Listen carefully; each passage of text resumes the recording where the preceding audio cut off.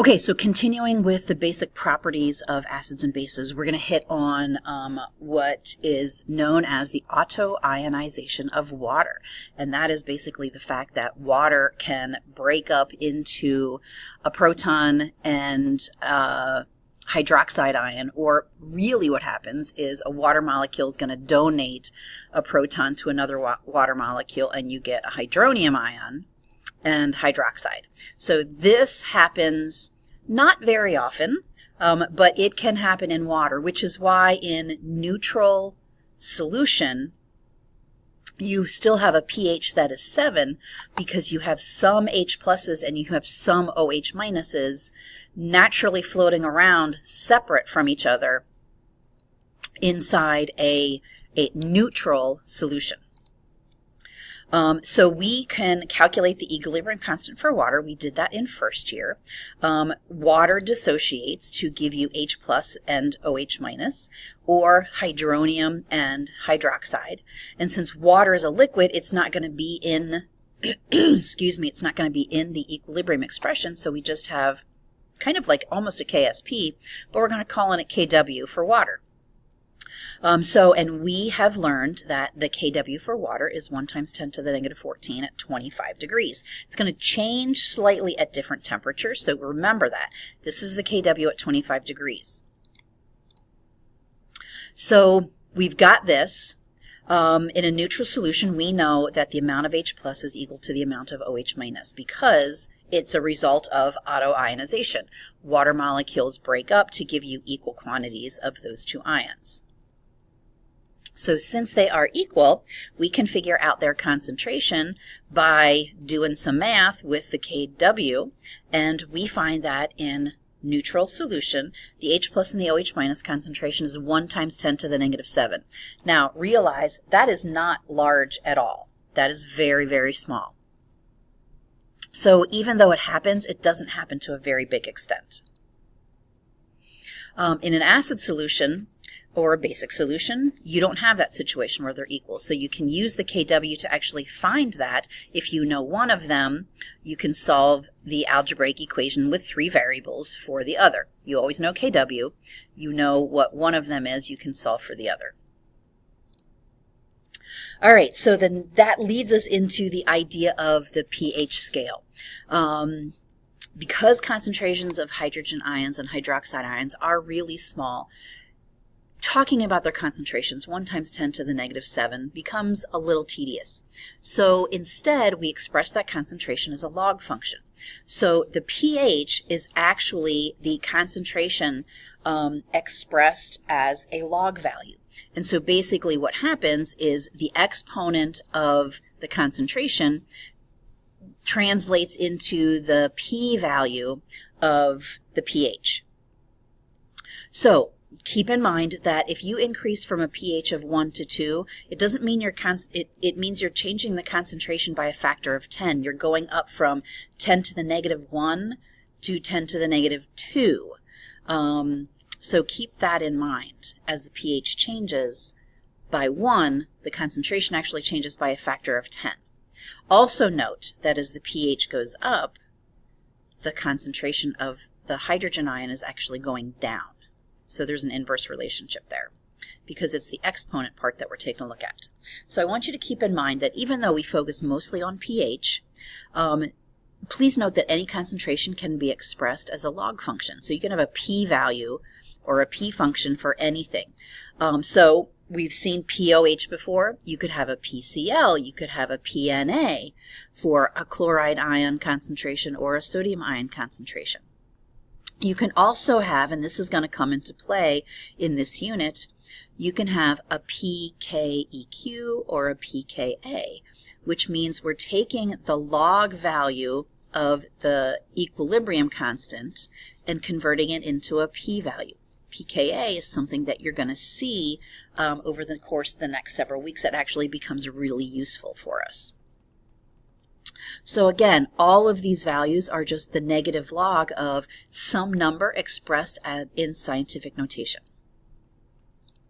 So continuing on with those relationships, we've got Kw is equal to 1 times 10 to the negative 14th times the concentration.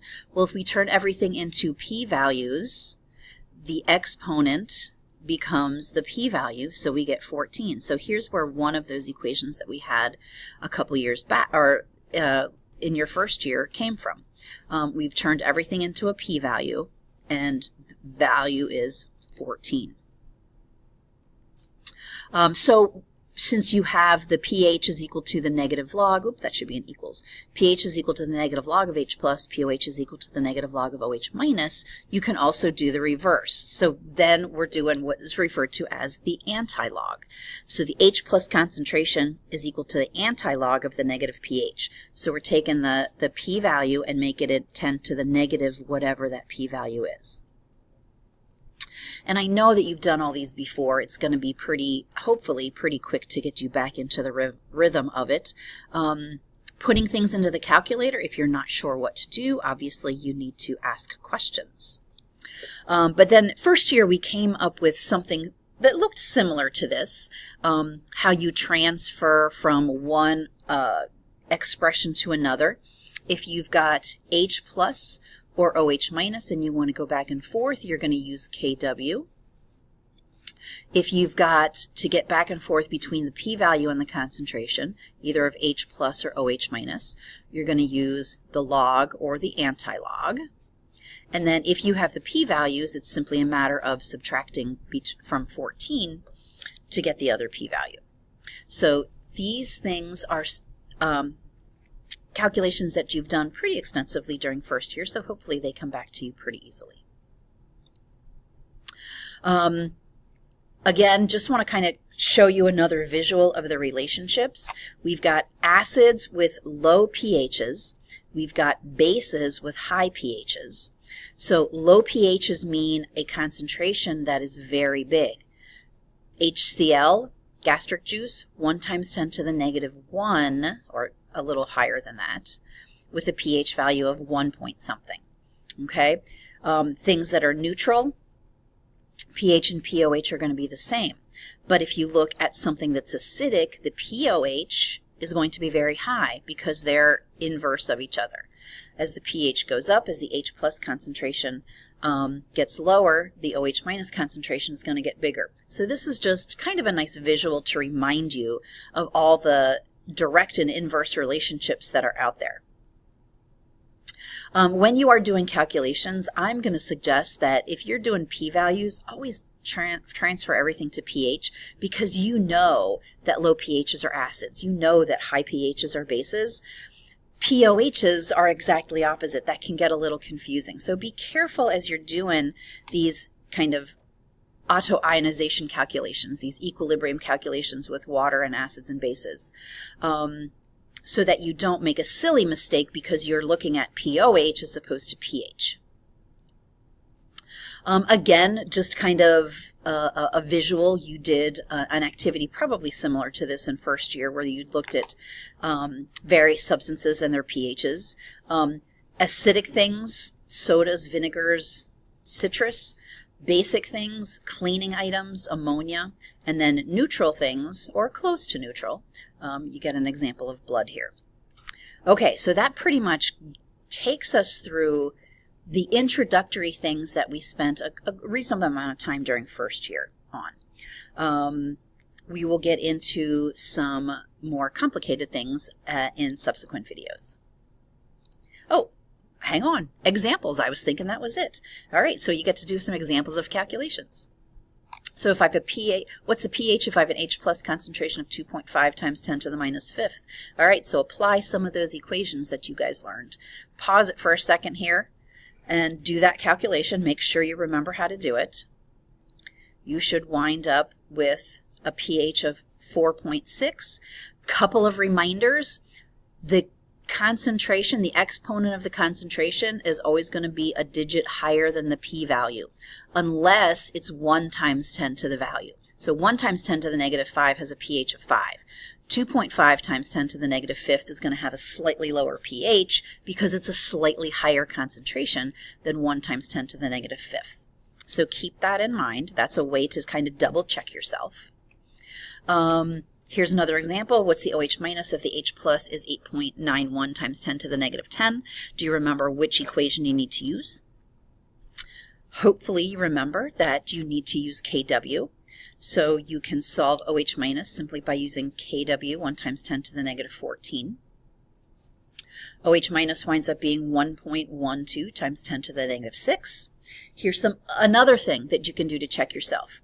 Unless these numbers are ones, the exponents will always add up to negative 15, and numerically the decimal part will always multiply out to be 10. So 10 times 10 to the negative 15 is the same as 1 times 10 to the negative 14, which is what the two of them should multiply out to be. So again, another quick way to let you double check and make sure that you didn't do anything silly in your calculation.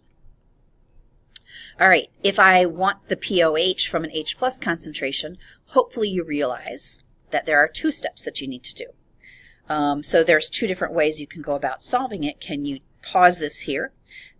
Go ahead and try and solve it some way. So after the pause, what I always do is, usually the easiest thing is to convert to the p-value. So I've got pH of a 3.43. Then all I have to do is subtract from 14 to get my POH.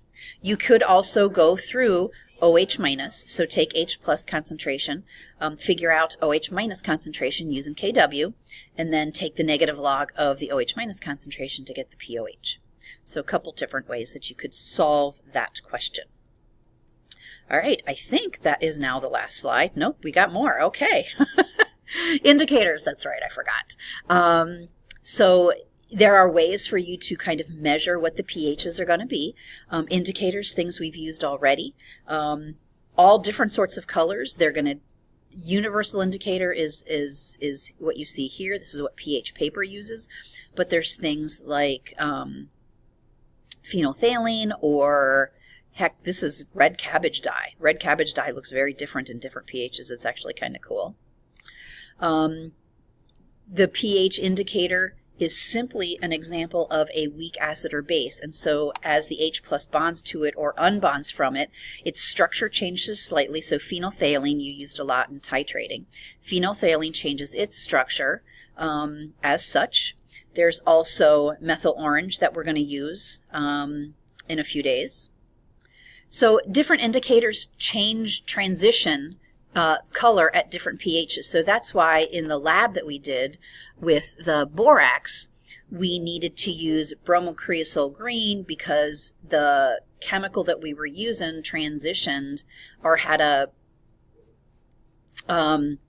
reacted at a pH of about 5, or bromothiamyl blue, you see it goes more around neutral.